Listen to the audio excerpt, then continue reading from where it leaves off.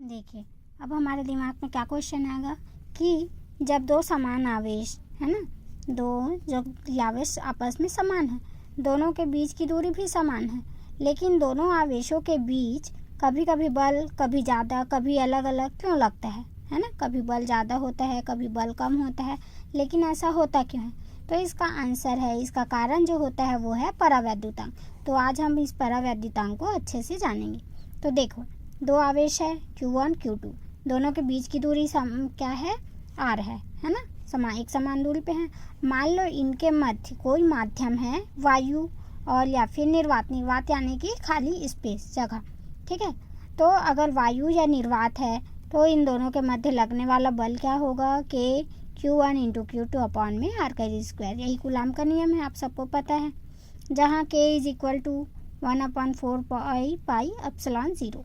ठीक, तो ये हो गया। अब यहाँ पे हम लोग K का वैल्यू पुट कर देंगे, F = 1/4 pi epsilon 0 Q1 Q2 upon में r²। इसको मानेंगे इक्वेशन नंबर 1।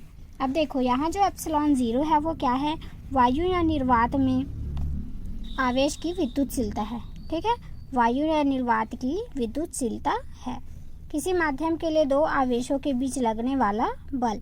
अब मान लो दोनों के बीच कोई माध्यम रख दिए, दोनों आवेशों के बीच कोई माध्यम रख लिए, जैसे पानी या कांच, है ना। तब क्या हो जाएगा, बल का मान F1 = 1/4 pi epsilon × Q1 × Q2 upon में r²। इसको लेंगे इक्वेशन नंबर 2, जहाँ एप्सिलॉन माध्यम की निरपेक्ष विद्युतशीलता है ना। अब कोई माध्यम हम लोग जब रख दिए हैं दो आवेशों के बीच, तो ये एप्सिलॉन उसी की निरपेक्ष विद्युतशीलता है। अब ये जो इक्वेशन नंबर 1 है और इक्वेशन नंबर 2, दोनों को क्या कर देंगे, हम डिवाइड कर देंगे। तो लेफ्ट हैंड साइड में इस पक्ष में क्या था, इस वाले इक्वेशन में F था और इसमें F' था, तो दोनों का डिवाइड F/F1 हो जाएगा, = इस वाले साइड में क्या था, 1/4 pi epsilon 0 Q1 × Q2 upon r²। तो ये वैल्यू पुट कर दिए। अपॉन में यहाँ पे क्या था, 1/4 pi epsilon × Q1 × Q2 upon r², ये रख दिए। अब देखो, ये इतना ऊपर और नीचे सेम है, तो वो क्या हो जाएगा, डिवाइड हो जाएगा, यानी एक दूसरे से कट जाएगा। यहाँ से 1/4 पाई 1/4 पाई कट गया, तो बचा क्या, अब यहाँ पे 1/0 1/1 एप्सिलॉन, ठीक। F/F1 = एप्सिलॉन/एप्सिलॉन 0। इसको मानेंगे इक्वेशन नंबर 3। अब हमको पता है K = होता है एप्सिलॉन/एप्सिलॉन 0। इसको मानेंगे इक्वेशन नंबर 4, ठीक है। अब इक्वेशन नंबर 3 और 4 से क्या हो जाएगा, ये देखो, इक्वेशन नंबर 3 और ये इक्वेशन नंबर 4, ठीक है। राइट हैंड साइड इक्वल है, तो लेफ्ट हैंड साइड भी आपस में इक्वल होंगे। F/F1 = एप्सिलॉन/एप्सिलॉन 0 = K, ठीक है।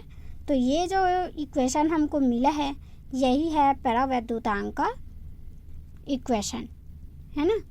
तो देखो, किसी वायु या निर्वात में रखे आवेशों के बीच लगने वाला बल F, है ना, और किसी माध्यम में रखे आवेशों के बीच लगने वाला बल, दोनों के अनुपात को क्या कहा जाता है, परावैद्युतांक कहा जाता है, ठीक है।